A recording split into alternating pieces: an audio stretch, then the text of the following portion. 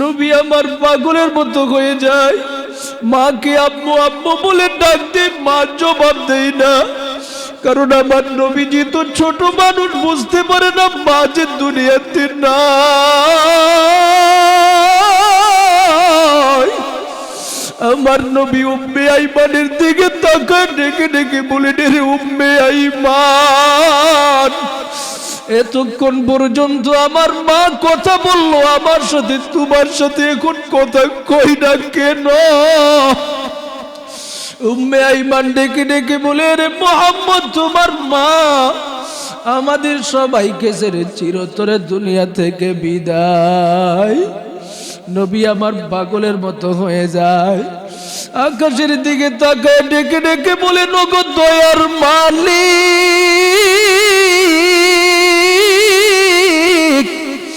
এই দুনিয়ার জমিনে বাবা কেমন ছিল দেখতে পারি নাই, আজকে আমার মা আমাদের সবাইকে ছেড়ে চিরতরে দুনিয়া থেকে বিদায়। ও আল্লাহ, কেমনে থাকবো, কোথায় যাব, কার কাছে যাব? শেষ পর্যন্ত মায়ের কাফন দাফন কমপ্লিট করে আমার নবী মক্কায় উপস্থিত হয়ে যায়।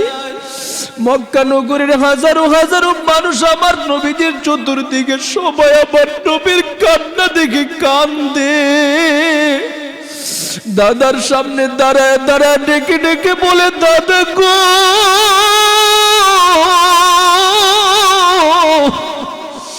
এই দুনিয়াতে আমার বাবাও নাই, আমার মাও নাই, আমার সে যাওয়ার মতো কোনো পথ নাই। ও দাদা বলো, এখন কই যাব, কার কাছে যাব?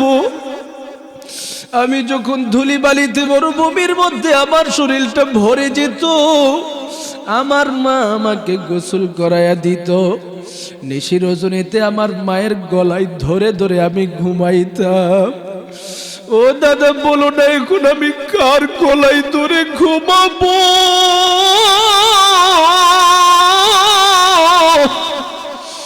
এরে মুমিন, কেমন একজন নবীর উম্মত, যেই নবীর ছোট জীবন বড় কষ্ট। এ আল্লাহর গোলাম, এত বড় ইতিম আমার নবী, শেষ পর্যন্ত দাদার কাছে লালিত পালিত হয়। 8 বছর বয়সে আমার নবীজি তাকায় দেখে দাদাও দুনিয়া থেকে বিদায়। আমার নবীর এই দুনিয়াতে আর কেউ নাই।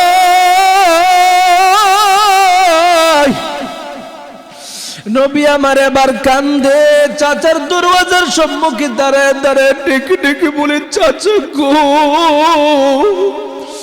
এই দুনিয়াতে আমার বাবাও নাই, আমার মাও নাই, আমার দাদাও নাই, আমার যে যাওয়ার মতো কোনো পথ নাই।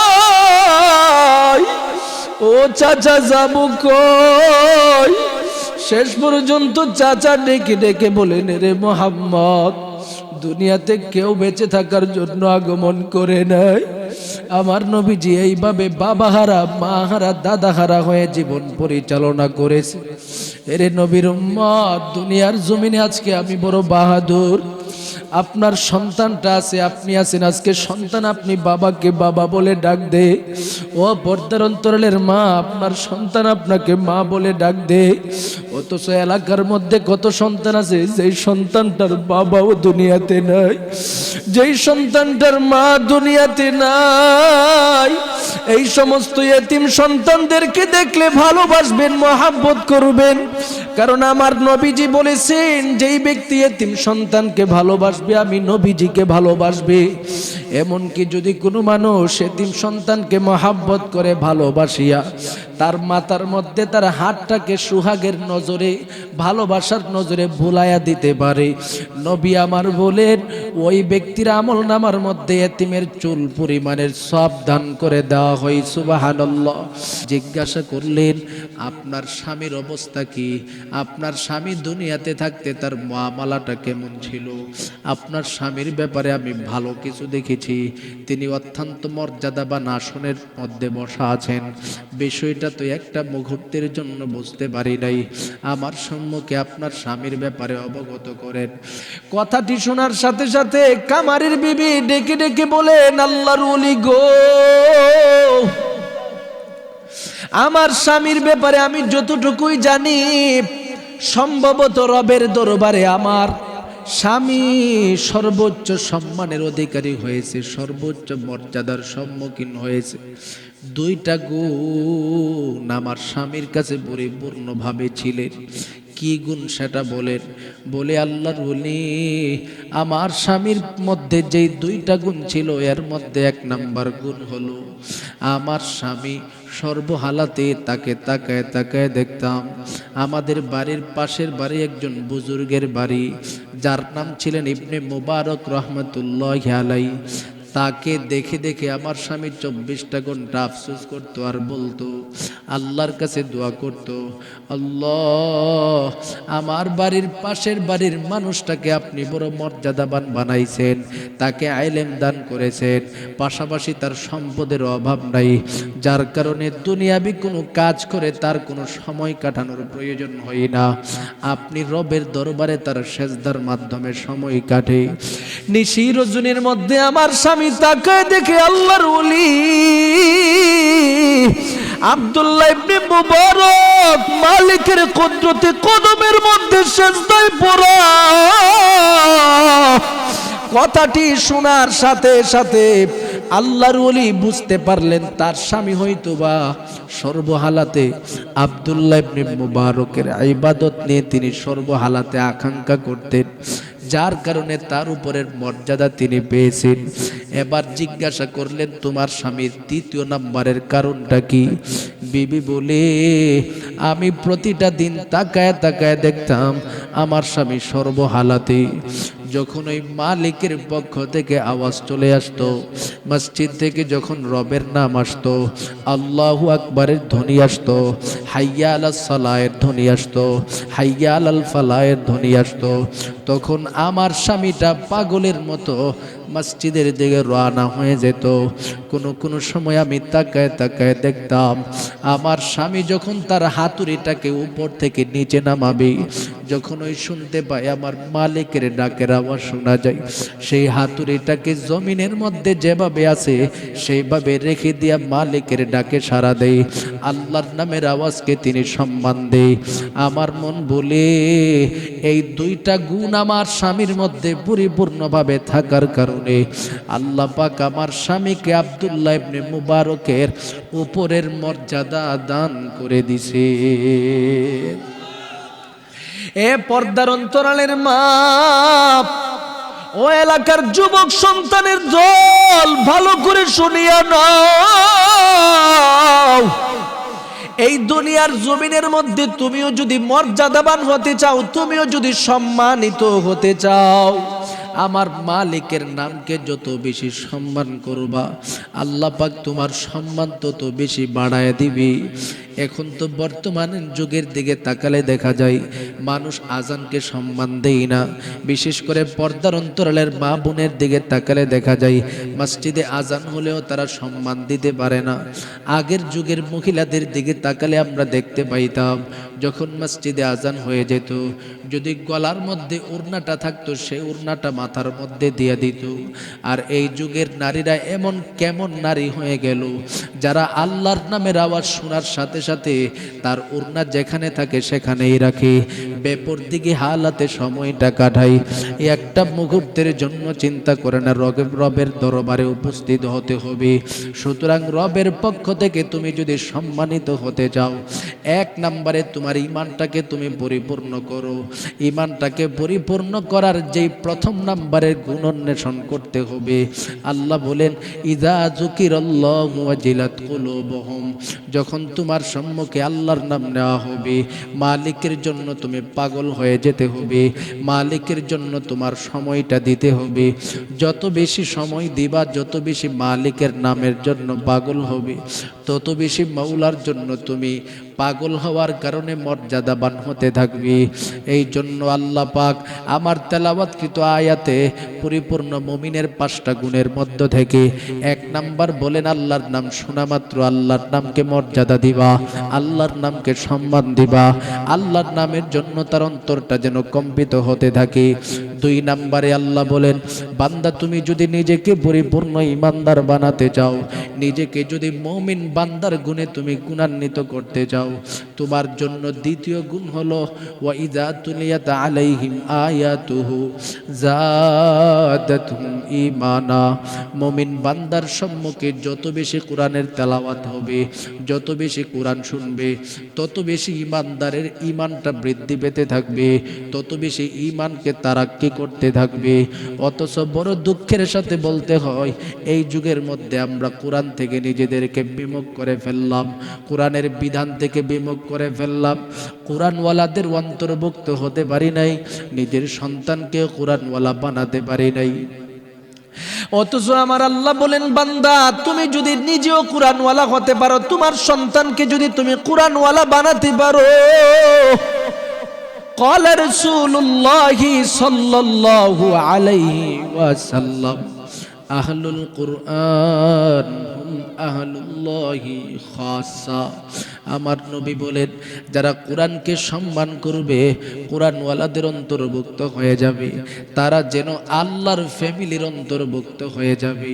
শুধু সাধারণ ফ্যামিলির অন্তর্ভুক্ত হবে না, আমার নবী বলেন খাসা, খাস ফ্যামিলির অন্তর্ভুক্ত হয়ে যাবে, বিশেষ মানুষের অন্তর্ভুক্ত হয়ে যাবে। এরে মুমিন, এলাকার কোনো ইমাম, এলাকার যদি এমপি সাহেবের বিশেষ মানুষ আপনি হতে পারেন, দেখা যায় আপনার মতো সম্মান মানুষের এলাকার মধ্যে কেউ নাই। যখন আপনি প্রধানমন্ত্রীর সাথে আপনার সম্পর্ক ভালো থাকে, এলাকার মানুষ আপনাকে সর্বোচ্চ সম্মান দেয়, আপনার কথার ভিত্তিতে বিভিন্ন আইন কানুন হয়, এলাকার মানুষ বিচারের জন্য আপনার সম্মুখে উপস্থিত হয়ে যায়। একজন নেতার সাথে সম্পর্ক থাকার কারণে, একজন প্রধানমন্ত্রীর সাথে সম্পর্ক থাকার কারণে আপনার যদি মর্যাদা এই পরিমাণে হতে পারে, অথচ আমার রব, আমার মালিক, গোটা জগতের বাদশার বাদশা, মালিকুল মুলুক, আহকামুল হাকিমিন, সে আল্লাহ ঘোষণা প্রদান করতেছে, বান্দা তুমি যদি আমি মালিকের জন্য হতে পারো, আমি মালিকের ফ্যামিলির অন্তর্ভুক্ত হয়ে যেতে পারো, আমি আল্লাহ তোমার সর্বোচ্চ মর্যাদার সম্মান বাড়ানোর দায়িত্ব নিয়ে নিব। সুবহানাল্লাহ। এই জন্য নিজের সন্তানকে কোরআনওয়ালা বানাতে হবে। কোরআনওয়ালা বানালে শুধুমাত্র দুনিয়াতে ফায়দা নয়, আখিরাতেও ফায়দা।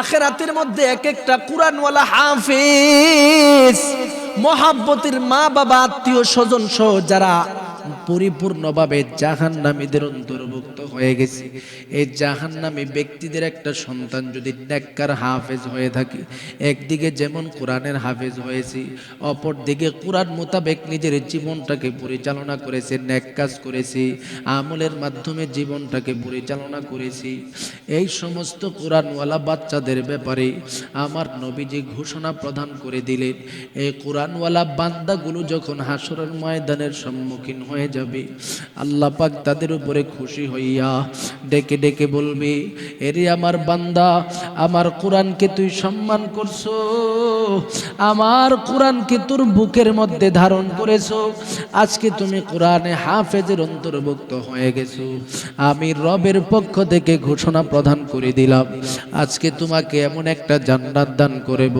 প্রতিটা আয়াত অনুযায়ী তুমি তেলাওয়াত করবা, আর একের পর এক উপরের বিল্ডিংয়ে উঠতে থাকবা, একতলা, দুইতলা, তিনতলা করতে করতে কোরআনের যতটা আয়াত আছে প্রতিটা আয়াত পরিমাণে তালা পরিমাণ বিল্ডিং হয়ে যাবে। সন্তানটি রবের পক্ষ থেকে এত বড় সুসংবাদ পাওয়ার পর আল্লাহর দরবারে সেজদায় পড়ে ডেকে ডেকে বলবে, আল্লাহ, আজকে আমি কোরআনওয়ালাদের অন্তর্ভুক্ত হয়ে গেলাম, হাদিসের অন্তর্ভুক্ত হয়ে গেলাম, আপনার নবীর সুন্নত মোতাবেক নিজের জীবনটাকে পরিচালনা করে আগমন করলাম। বললাম, গো আল্লাহ, আজকে আপনার কাছে আমার পক্ষ থেকে একটা আবেদন করব। আল্লাহ বলে, কি আবেদন করবা? বলে, আল্লাহ, আমার মহাব্বতের মায়ের অবদানের কারণে আজকে আমার সিনায় কোরআন, আমার বাবার অবদানের কারণে আজকে আমার সিনার মধ্যে কোরআন, আমার প্রতিবেশীদের মধ্য থেকে আমার দাদার অবদানের কারণে আমার সিনাই কোরআন, আমার দাদুর অবদানের কারণে আমার কোরআন, আমার সিনার মধ্যে কোরআন। এইভাবে আত্মীয় স্বজনের নাম নিতে নিতে পরিপূর্ণ 10 জন দাগী জাহান্নামী আসামিদেরকে রবের দরবারে সুপারিশ করতে থাকবে। আর আল্লাহ বলতে থাকবে, যেহেতু তুমি হাফেজে কোরআন, নবীর পক্ষতেও সুসংবাদ দেওয়া হয়েছে, আমি আমার নবীর কথাকে পরিপূর্ণভাবে সত্যায়ন করতে যায়া তোমাকে অনুমতি দিয়ে দিলাম। আজকে তুমি যাকে ইচ্ছা তাকে নিয়ে জান্নাতের ভিতরে প্রবেশ করো। সুবহানাল্লাহ। এই জন্য কোরআনে হাফেজের মর্যাদা বড় মূল্য।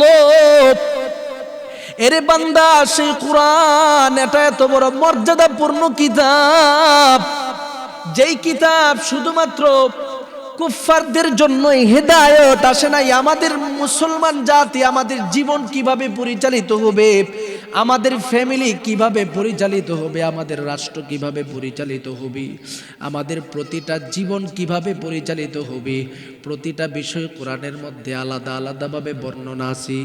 আপনার ব্যক্তিগত জীবন কিভাবে পরিচালনা করবেন, আপনার সামাজিক জীবন কিভাবে পরিচালনা করবেন, আপনার রাষ্ট্রীয় জীবন কিভাবে পরিচালনা করবেন, আপনার আন্তর্জাতিক জীবন কিভাবে পরিচালনা করবেন, প্রতিটা বয়ান আমার রবের পক্ষ থেকে আলাদা আলাদাভাবে বর্ণনা। সুতরাং এটা মানুষের জন্য হেদায়েত হিসাবে আসছে, মানুষদেরকে সুন্দর পথ দেখাবে, মানুষদের জীবন কেমন সুন্দর হবে সেই পন্থা দেখানোর জন্য আসছে। এই জন্য মুসলমানরাও যদি চায় কোরআন থেকে পরিপূর্ণভাবে আলো নিতে, সেটাও পারবে। হিন্দুরা যদি চায় তারাও পারবে, খ্রিস্টানরা যদি চায় তারাও পারবে, ইহুদিরা যদি চায় কোরআন থেকে আলো নিতে সেটা পারবে। এই জন্য কোরআন নামক একটা কিতাব আমাদের জন্য আল্লাহর পক্ষ থেকে দান করা হয়েছে। শুধু জাতি যেন হেদায়েত প্রাপ্ত হয়, জাতি যেন তা থেকে পরিপূর্ণভাবে শিক্ষা নিয়ে নিজের জীবনটাকে পরিচালনা করতে পারে।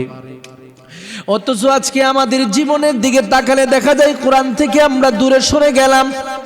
এই জন্য কোরআনের আলোচনা থেকে দূরে সরে যাই, কোরআনের হাদিসের আলোচনা থেকে নিজেদেরকে দূরে সরে ফেলার কারণে আজকে অধিকাংশ মানুষের দিকে তাকালে দেখা যায় সংসারের মধ্যে শান্তি নাই। বিবির সাথে স্বামীর ঝগড়া, স্বামীর সাথে বিবির ঝগড়া, বাবার সাথে সন্তানের ঝগড়া, সন্তানের সাথে বাবার ঝগড়া। অথচ আল্লাহ বলে, বান্দা, তুমি যদি তোমার ফ্যামিলিতে কোরআন আঁকড়িয়ে ধরতে, আমি রবের পক্ষ থেকে ঘোষণা দিয়ে দিলাম, ওয়াবিল ওয়ালিদাইনি ইহসানা, এরে সন্তানেরা তোমার মা বাবার সাথে তুমি সদাচরণ করো। কোরআন যদি তোমার ফ্যামিলিতে তুমি ঢুকাতে পারতে, আমি আল্লাহর এই বিধানটা তোমার সন্তান শুনতো, তোমার আত্মীয় স্বজনরা শুনতো। কারণ আমি আল্লাহ বলে দিলাম, ওয়াজিল কুরবা, আত্মীয় স্বজনের সাথেও তোমরা সদাচরণ করো। আত্মীয়রাও একে অপরের সাথে ভালো আচরণ করত, ভালো সম্পর্ক রাখত।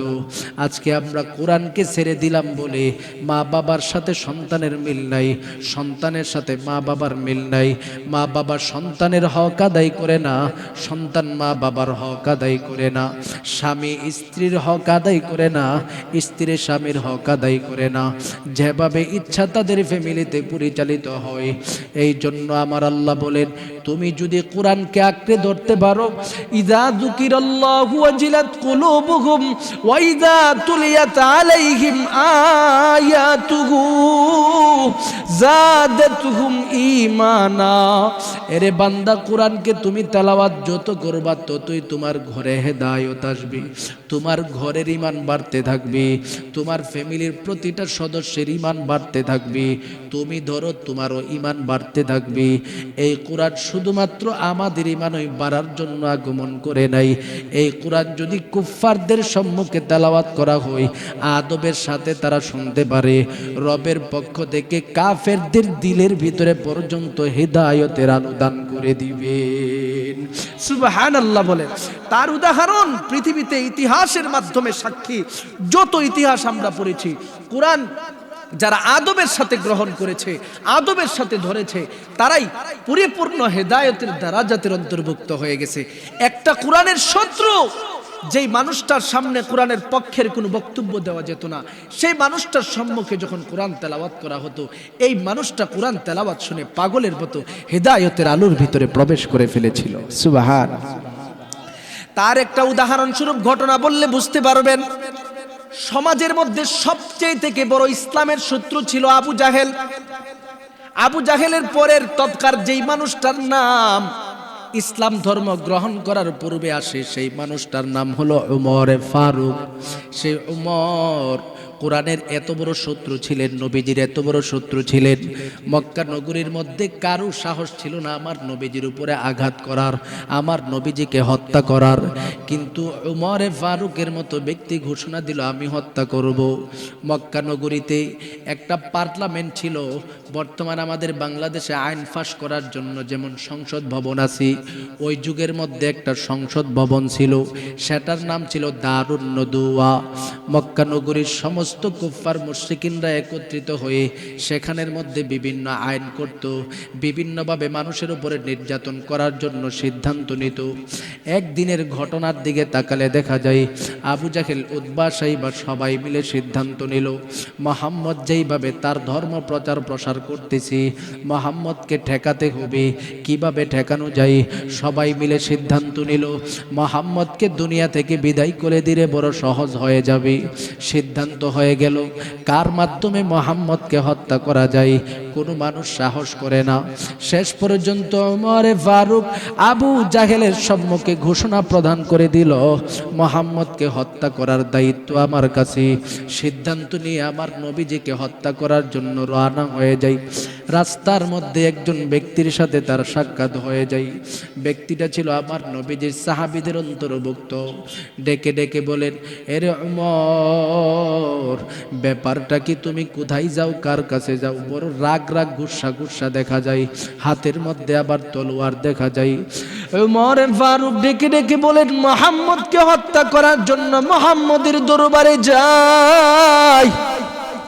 কথাটি শোনার সাথে সাথে জিজ্ঞাসা করা হলো, কেন তুমি মুহাম্মদকে হত্যা করবা?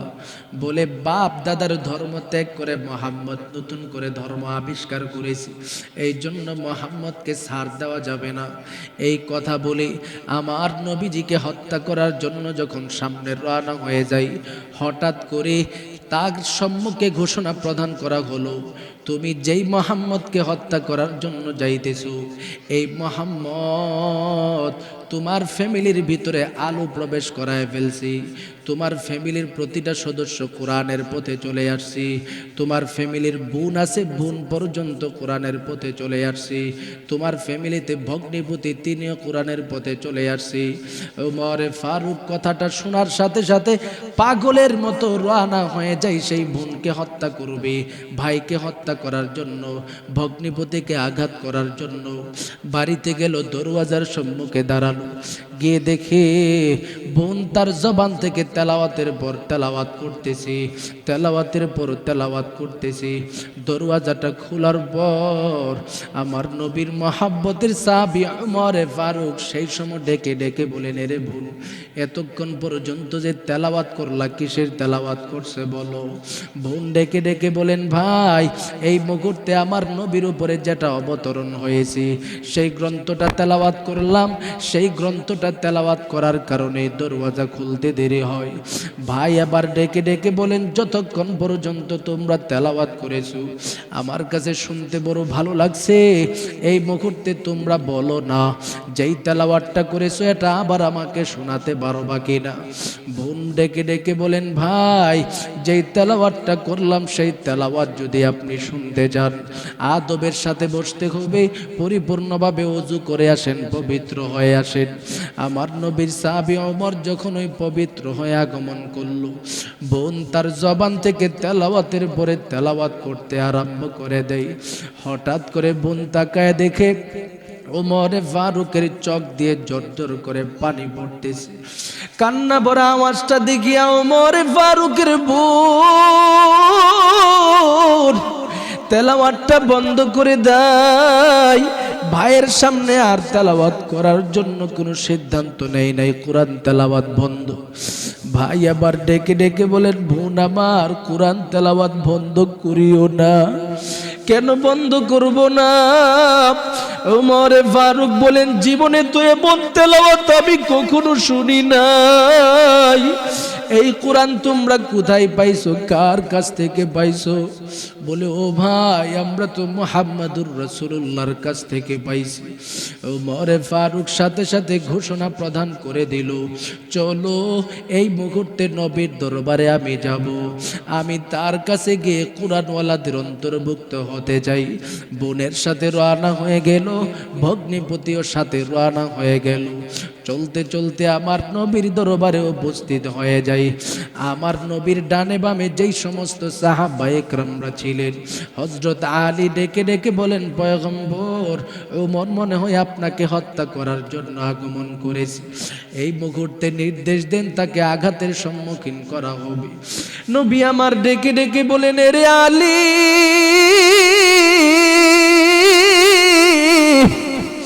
আমার সাহাবী ওমরকে আমার সম্মুখে আসতে দাও। আমার সাহাবী ওমর এই মুহূর্তে ইসলামের তলে প্রবেশ করার জন্য আগমন করতেছে। আমার নবীর দরবারে হাঁটুটাকে গাড়িয়া মাথাটাকে কুজু করে ডেকে ডেকে বলেন, নবী গো, এই দুনিয়ার জমিনের মধ্যে অনেক জুলুম অন্যায় অত্যাচার করলাম,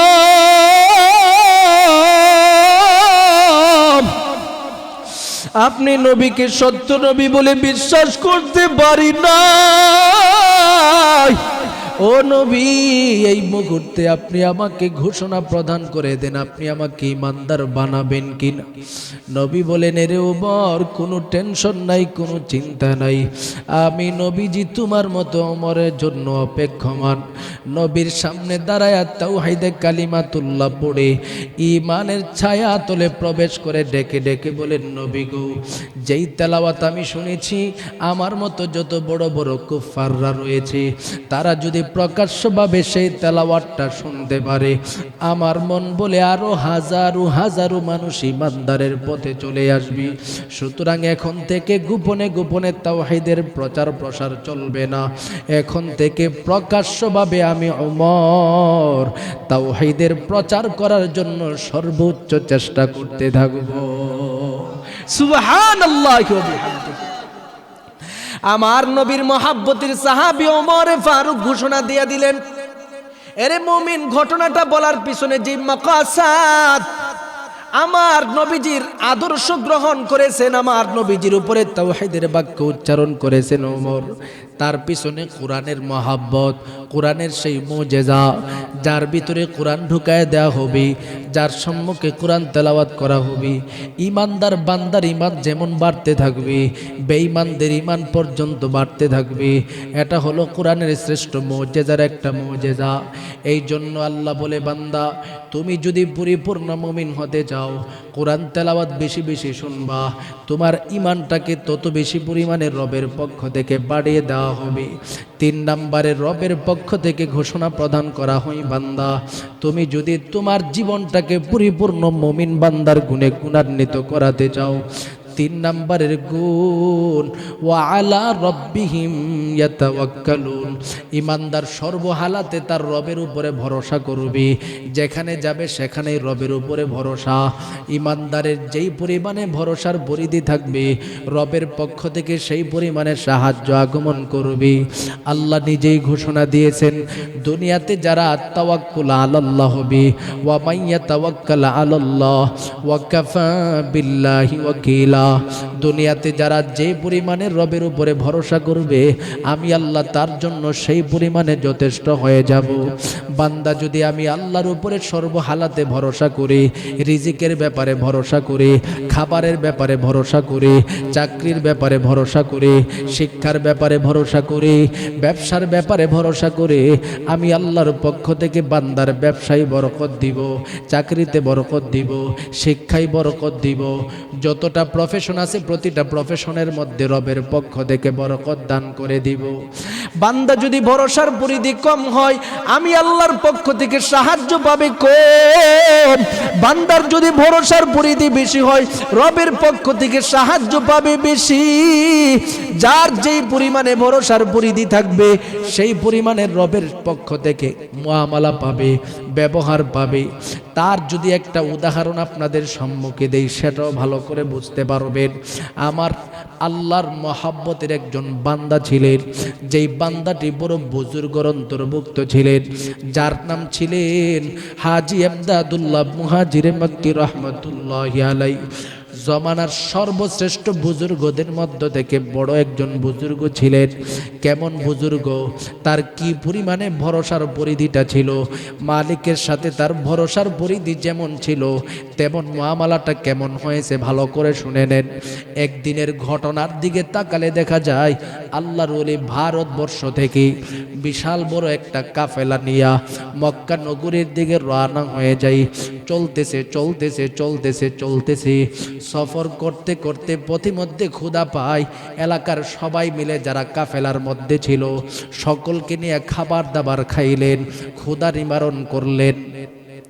এবার আল্লাহর ওলি সিদ্ধান্ত নিলেন, হাঁটতে থাকবে, চলতে থাকবে, চলতে চলতে চলতে চলতে আল্লাহর ওলি পাগলের মতো শেষ পর্যন্ত মক্কা নগরীর সামনে যখন উপস্থিত হয়ে যায়, এবার যে কাফেলা ছিল তারা সবাই মিলে বলতেছে, হুজুর এই মুহূর্তে আপনি যদি বলেন তাহলে আমরা খাবারের ব্যাপারটা শেষ করে ফেলি।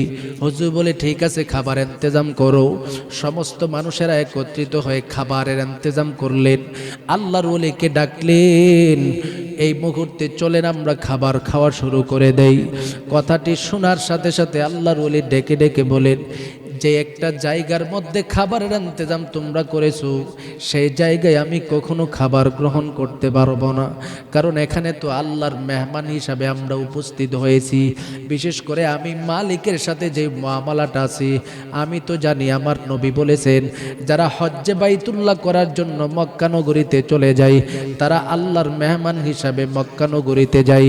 সুতরাং আজকে আমি আল্লাহর মেহমান হিসাবে উপস্থিত হয়ে গেছি। তোমরা খাবার গ্রহণ করলে করো, আমি কখনো খাবার গ্রহণ করব না। আমি রবের পক্ষ থেকে মেহমানদারি গ্রহণ করব। যদি আল্লাহ পাক আমার এই মেহমানদারি গ্রহণ করে, তাহলে আমি খাবার খাবো, না হয়তো খাবার খাবো না। কারণ আমি জানি আল্লাহ পাক নিজ কুদরতি হাতে বান্দাদের সাথে মেহমানদারির মুআমালা করে থাকেন। কি পরিমাণে ভরসার পরিধিটা বান্দা ভালো করে শুনে নেন। আল্লাহর ওলি সিদ্ধান্ত নিলেন, যতক্ষণ রবের পক্ষ থেকে খাবারের ইন্তজাম না করা হবে, ততক্ষণ পর্যন্ত তিনি কোনো খাবার গ্রহণ করবে না। সমস্ত প্রতিবেশীর যারা কাফেলার সদস্যবৃন্দ ছিল, সকলে মিলে একত্রিত হয়ে সিদ্ধান্ত নিল, ঠিক আছে হুজুর যেহেতু খাবে না, আমাদের খাবারের ব্যবস্থা শেষ। এবার সকলে মিলে কাফেলা বেঁধে মক্কা নগরীতে উপস্থিত। কাবাগর তোয়াফ করতেছি। সমস্ত মানুষ বড় স্বাচ্ছন্দ্যে তোয়াফ করতেছে। আল্লাহর ওলি ক্ষুধার তাড়না নিয়ে আর সহ্য করতে পারে না। কারণ তার দিলের ভিতরে ইচ্ছা, রবের পক্ষ থেকে যদি মেহমানদারি করি, তাহলে আমি সেই মেহমানদারি গ্রহণ করব। এই সিদ্ধান্ত নিয়া আল্লাহর ওলিটা তোয়াফের পর তোয়াফ করতেছে, আর মনে মনে ভাবতেছে, যদি রবের পক্ষ থেকে সাহায্য আসবি, না হয়তো খাবার গ্রহণ করব না।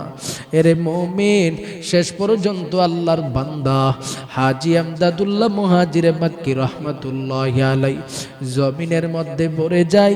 ক্ষুধার তাড়না নিয়ে একটা মুহূর্তের জন্য সহ্য করতে পারে না।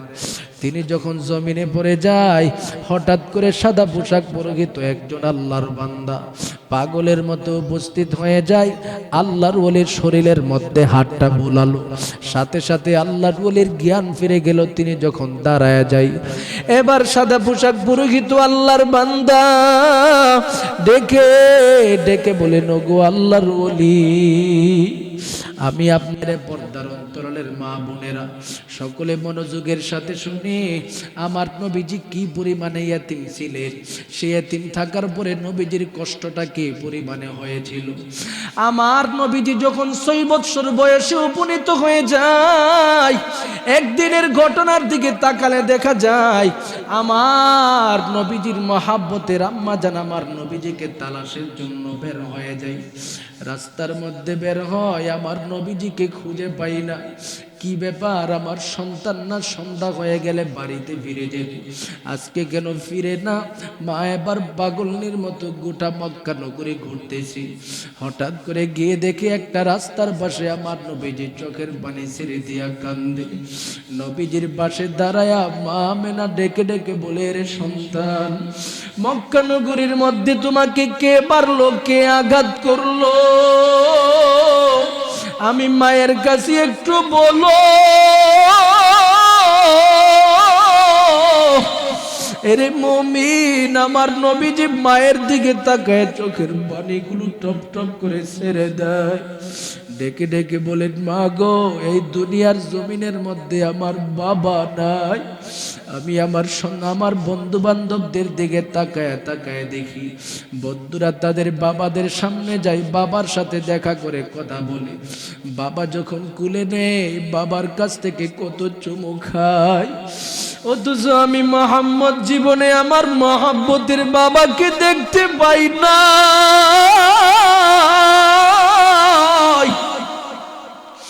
এ মা, আমার বাবা কই? আমার নবীজির কান্না দেখে মা আমেনা সহ্য করতে পারে নাই। ডেকে ডেকে বলেন, তোমার বাবার খবর নিতে চাও? যাও যাও, দাদার কাছে যাও। নবী আমার দাদার সম্মুখে যায়, ডেকে ডেকে বলেন, দাদা, আমার বাবা কই? বাবার খবর নেওয়ার জন্য আমি আগমন করলাম। দাদা ডেকে ডেকে বলেন, হে মোহাম্মদ, তোমার বাবা তো তোমার জন্মের পূর্বে দুনিয়া থেকে বিদায়। কোথায় বিদায় হলো, কোথায় রাখলা? শেষ পর্যন্ত দাদা ডেকে ডেকে বলেন, মদিনা নগরের কবরে তোমার বাবা ঘুমায় রইল। নবী আমার ডেকে ডেকে বলেন, ও দাদা, আমাকে অনুমতি দাও, আমি আমার বাবার কবর জিয়ারতের জন্য যাব। শেষ পর্যন্ত নবী আমার মাকে সাথী হিসাবে গ্রহণ করে আরেকজন বান্দি উম্মে আইমানকে সাথে নিয়ে নবী আমার রওনা হয়ে যায়। বাবার কবরটাকে দেখার সাথে সাথে আমার নবীজি সহ্য করতে পারে নাই। দুনিয়াতে যেই সন্তানটা জীবনে বাবা দেখে নাই, বাবার আসর পর্যন্ত তার মধ্যে পড়ে নাই, সেই সন্তানটা যখন কিছু বুঝের হয়, বাবার কবরটা যদি দেখায় দেয়, পাগলের মতো হয়ে যায়। নবী আমার বাবার কবরের পাশে দাঁড়াইয়া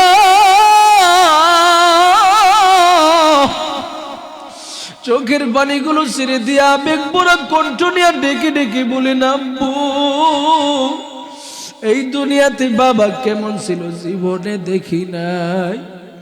ও বাবা, আপনার আদর আমি পাই নাই। বাবার কবরের পাশে দাঁড়ায় দাঁড়ায় আবেগে কান্দে। আমার নবীর কান্না দেখে মা আমেনা সহ্য করতে পারে না।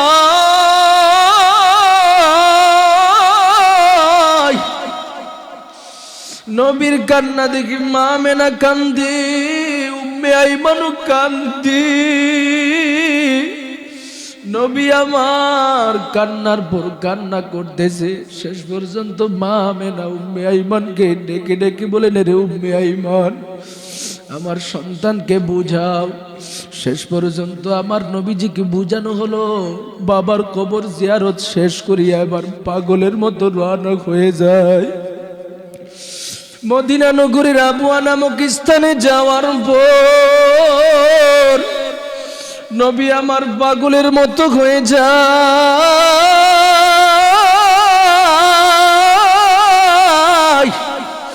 হঠাৎ করে তাকায় দেখি মা আমেনা অসুস্থ হয়ে জমিনে পড়ে যায়।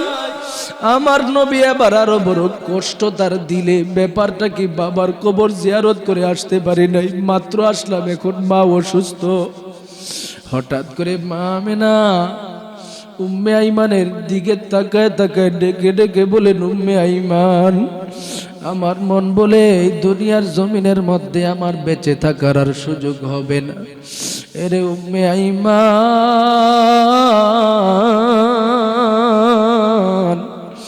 আমি মা যদি দুনিয়া থেকে বিদায় হয়ে যাই, আমার সন্তান মোহাম্মদকে কে দেখবে, কে ভালোবাসবে? এরে উম্মে আইমান, আমার সন্তান বড় ছোট মানুষ,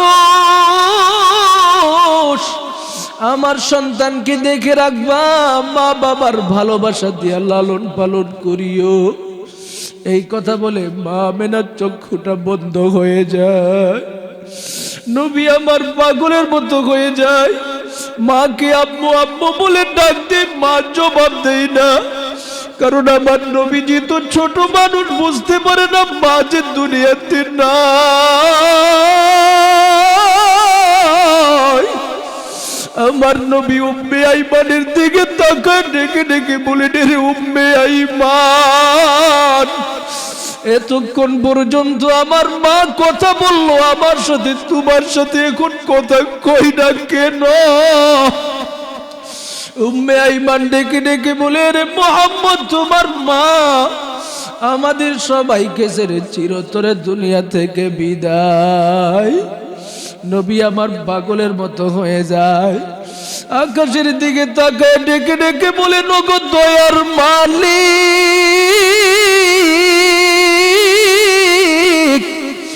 এই দুনিয়ার জমিনে বাবা কেমন ছিল দেখতে পারি নাই, আজকে আমার মা আমাদের সবাইকে ছেড়ে চিরতরে দুনিয়া থেকে বিদায়। ও আল্লাহ, কেমনে থাকবো, কোথায় যাব, কার কাছে যাব? শেষ পর্যন্ত মায়ের কাফন দাফন কমপ্লিট করে আমার নবী মক্কায় উপস্থিত হয়ে যায়।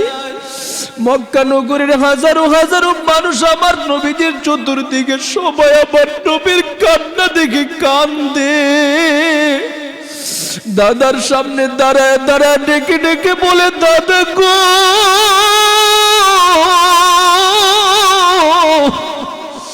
এই দুনিয়াতে আমার বাবাও নাই, আমার মাও নাই, আমার সে যাওয়ার মতো কোনো পথ নাই। ও দাদা বলো, এখন কই যাব, কার কাছে যাব? আমি যখন ধুলিবালিতে মরুভূমির মধ্যে আমার শরীরটা ভরে যেত, আমার মা আমাকে গোসল করাইয়া দিত, নিশি রজনীতে আমার মায়ের গলায় ধরে ধরে আমি ঘুমাইতাম। ও দাদা বলো না, এখন আমি কার গলায় ধরে ঘুমাবো?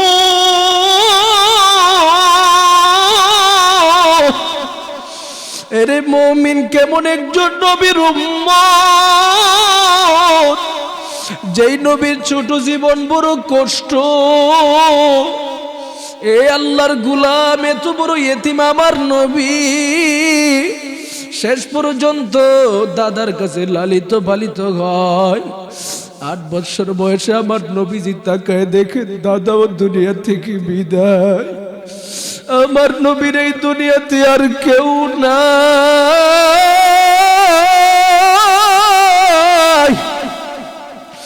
নবী আমার এবার কান্দে, চাচার দরওয়াজার সম্মুখে দাঁড়ায় দাঁড়ায় ডেকে ডেকে বলে, চাচা গো,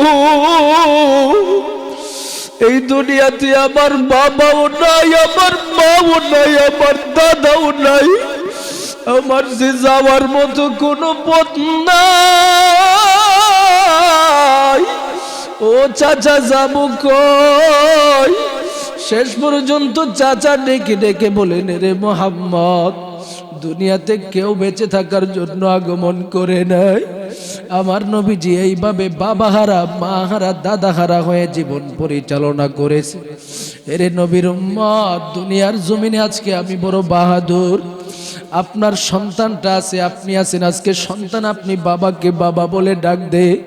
ও পর্দার অন্তরালের মা, আপনার সন্তান আপনাকে মা বলে ডাক দে। ও অথচ এলাকার মধ্যে কত সন্তান আছে যেই সন্তানটার বাবাও দুনিয়াতে নাই, যেই সন্তানটার মা দুনিয়াতে নাই। এই সমস্ত এতিম সন্তানদেরকে দেখলে ভালোবাসবেন, মহব্বত করবেন। কারণ আমার নবীজি বলেছেন, যেই ব্যক্তি এতিম সন্তানকে ভালোবাসবে আমি নবীজিকে ভালোবাসবে। এমনকি যদি কোনো মানুষ এতিম সন্তানকে মহব্বত করে ভালোবাসিয়া তার মাথার মধ্যে তার হাতটাকে সুহাগের নজরে, ভালোবাসার নজরে ভুলাইয়া দিতে পারে, নবী আমার বলেন ওই ব্যক্তির আমল নামার মধ্যে এতিমের চুল পরিমাণের সব দান করে দেওয়া হয়। সুবহানাল্লাহ। এই জন্য দুনিয়াতে যতদিন থাকবো এতিমদেরকে সাহায্য করব, মিসকিনদেরকে সাহায্য করব। কারণ আল্লাহ বলে, বান্দা তুমি যদি পরিপূর্ণ মুমিন হতে চাও তোমার জন্য 5 নম্বরের গুণ হলো ওয়া মিম্মা রাযাকনাহুম ইউনফিকুন। আমি রবের পক্ষ থেকে যতটুকু তোমাকে দান করলাম রিজিক হিসাবে, এতিমের জন্য খরচ করো, মিসকিনের জন্য খরচ করো। যদি জনকল্যাণমূলক কাজের জন্য খরচ করো সেটাও আমি রবের কাছে পৌঁছে যাবে। এলাকায় যদি কোনো টিউবওয়েল না থাকে, এলাকায় যদি কোনো মাদ্রাসা না থাকে, এলাকায় যদি কোনো ভালো সুন্দর মনোরম পরিবেশ না থাকে, আপনি যদি টাকাওয়ালা হয়ে থাকেন সুন্দর পরিবেশের ব্যবস্থা করে দিবেন, মানুষদেরকে বিশুদ্ধ পানি খাওয়ার ব্যবস্থা করে দিবেন, একটা মাদ্রাসা করে দিবেন, একটা মসজিদ করে দিবেন, একটা এতিমকে লালন পালনের দায়িত্ব নেবেন, একটা ফকিরকে লালন পালনের দায়িত্ব নেবেন, একটা মিসকিনকে লালন পালনের দায়িত্ব নেবেন। আমার নবী বলেন সেটাই আপনার সাথে কবরের মধ্যে যাবে, যেখানে যাবেন সেখানেই তার ফায়দা পরিপূর্ণভাবে পেতে থাকবেন। এই জন্য আল্লাহ বলেন আমি রবের পক্ষ থেকে ইমানদার বান্দার 5টা গুণ বলে দিলাম। 1 নাম্বার হলো ইন্নামাল মুমিনুনাল্লাযীনা ইযা যুকিরাল্লাহু ওয়াজিলাত কুলুবুহুম। যখন ইমানদারের সম্মুখে আল্লাহর নাম নেওয়া হবে সাথে সাথে ইমানদারের অন্তরটা কম্পিত হতে থাকবে। 2 নাম্বার হলো ওয়া ইযা তুলিয়াত আলাইহিম আয়াতুহু যাদাতুহুম ঈমানা। ইমানদারের সামনে যত বেশি কোরআন তেলাওয়াত হবে, আবেগের সাথে শুনবে, মহব্বতের সাথে শুনবে, কোরআন তেলাওয়াত যত শুনবে তার ঈমান বাড়তে থাকবে। 3 নম্বরে আল্লাহ বলেন ওয়া আলা রাব্বিকা জান্নাতের বাগান বানায় দেন। সবাই বলেন আমিন। আমরা সকলে কোনো কথা আছে? হ্যাঁ, অত্যন্ত গুরুত্বপূর্ণ আলোচনা করেছেন। আল্লাহ সুবহানাহু ওয়া তাআলা আলোচনা অনুযায়ী আমাদের সকলকে আমল করার তৌফিক দান করুন। সকলে বলি আমিন। পরে দেখা হবে, পরে দুয়ার পরে দেখা হবে, দুয়ার পরে দেখা করব। ব্যবস্থা করা হয়েছে, পরে আপনারা সকলে খাবার খেয়ে যাবেন ইনশাআল্লাহ। খাবার না খেয়ে কেউ যাবেন না, সকলের জন্য খাবারের ব্যবস্থা করা হয়েছে। যথেষ্ট পরিমাণ খাবার আছে ইনশাআল্লাহ। আপনারা সকলে মুনাজাতের পরে সবাই ইস্তিগফার পড়ে আস্তাগফিরুল্লাহ আল্লাযী লা ইলাহা ইল্লা হুয়াল হাইয়ুল কাইয়্যুম ওয়া আতুবু ইলাইহি লা হাওলা ওয়ালা কুওয়াতা ইল্লা বিল্লাহিল আলিয়্যিল আযীম। اللهم صل على سيدنا ونبينا وشفينا وحبيبنا ومولانا محمد صلى الله تعالى عليه وعلى آله وأصحابه وبارك وسلم. الحمد لله رب العالمين. ربنا ظلمنا أنفسنا وإن لم تغفر لنا وترحمنا لنكونن من الخاسرين. رب ارحمهما كما ربياني صغيرا. সবাই আমার সাথে পড়েন রব্বির হামহুমা কামা রব্বায়ানি সগীরা। बता हमको तेरी राह की जरूरत पाई, तेरे राह पर चला हमको खुदाया. रब्बना आतिना फिद दुनिया हसनतन व फिल आखिरति हसना वक़िना अज़ाबन नार. आय अल्लाह या अरहमर राहिमीन, আপনার কুদরতি নজর দিয়া তাকায়েছেন আল্লাহ। আপনার বান্দাদেরকে নিয়ে নিশি রজনীর মধ্যে আমি একজন গুনাহগার হাত উঠাইলাম আল্লাহ। ও ও আল্লাহ আমরা এখানে যারা হাত উঠাইলাম সবাই বড় বড় গুনাহগার। হাতের দিকে তাকালে দেখি গুনাহ, জবানের দিকে তাকালে দেখি গুনাহ। ও আল্লাহ প্রত্যেকটা অঙ্গ প্রত্যঙ্গের দিকে তাকালে দেখি গুনাহ। সকল গুনাহ নিয়ে আপনি রবের দরবারে হাত উঠাইলাম আল্লাহ। আমাদের জীবনের সব গুনাহ খাতা মাফ করে দেন আল্লাহ। গুনাহমুক্ত জীবন বানায়া কবরে যাওয়ার মতো তৌফিক দান করে দেন আল্লাহ। ও আল্লাহ ইয়া আরহামার রাহিমিন, আজকের মাহফিলকে কবুল করে নেন। মাহফিলকে ওসিলা করে বাবা আদম থেকে নিয়ে আজ পর্যন্ত যত নরনারী মুমিন মুমিনাত অন্ধকার কবরে চলে গেছেন, সবার কবর সমূহকে জান্নাতের বাগান বানায় দেন আল্লাহ। বিশেষ করে আমরা এখানে যারা হাত উঠাইলাম আল্লাহ, এলাকার মধ্যে কত মুর্দিগানরা কবরে ঘুমায় আছে রে মালিক।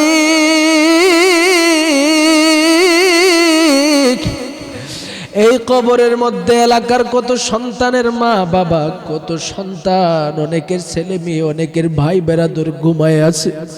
ও আল্লাহ জানি না তাদের কবরে কি হালাত চলতেছে।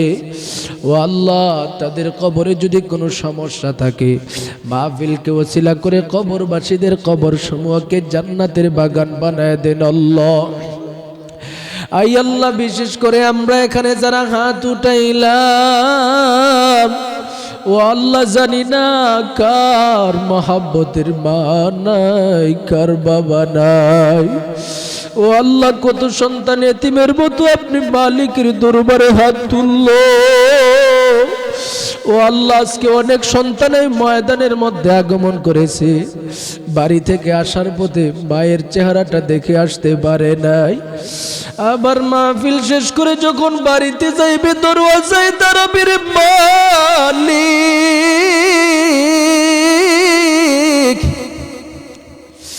ঘরে যায় বিবি পাইবে, সন্তান পাইবে, আত্মীয় স্বজন পাইবে। দরওয়াজায় দাঁড়ায় বিবির ডাক দিলে বিবির আওয়াজ পাইবে, সন্তানের ডাক দিলে সন্তানের আওয়াজ পাইবে, ভাইরে ডাক দিলে বোনরে ডাক দিলে বোনের আওয়াজ পাইবে, কিন্তু মহব্বতের মা দক্ষিণের আওয়াজ পাবে না। ও আল্লাহ কত সন্তান এমন এতিম হয়ে নিজ হাতে মারে কবরে ডাকছে রে আল্লাহ। ও আল্লাহ কত সন্তান এই ময়দানের মধ্যে হাত উঠাইছে যার মহব্বতের বাবা নাই। ও আল্লাহ আজকে যদি এই বাবা জমিনে থাকতো, মাহফিল হইতেছে, সন্তান বাবা একসাথে মাহফিলের মধ্যে আগমন করত, একসাথে বয়ান শুনে বাবা সন্তান হাতে হাত ধরে বাড়িতে ফিরত। অথচ গো দয়ার মালিক, সন্তান আজকে প্যান্ডেলের নিচে তাকাও দেখি মহব্বতের বাবা নাই, বাবার চেহারাটাও দেখা যায় না। ও আল্লাহ এই বাবারে নিজ হাতে কবরের মধ্যে রাখছি রে মালিক।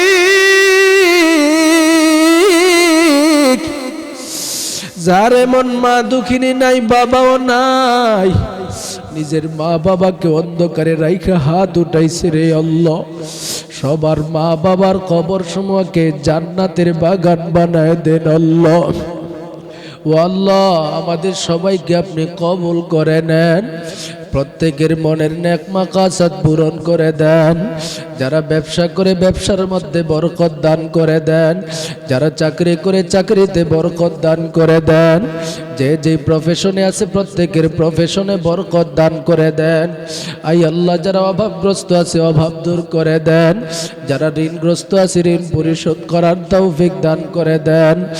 আই আল্লাহ এই মাহফিল করতে যায় আমার যেই সমস্ত ভাইয়েরা অন্তর খুলে সহযোগিতা করেছে, অনেকে প্রশাসনিকভাবে সহযোগিতা করেছে, অনেকে টাকা দিয়া সহযোগিতা করেছে, অনেকে সময় দিয়া সহযোগিতা করেছে, সবার সহযোগিতাগুলোকে কবুল করে নেন।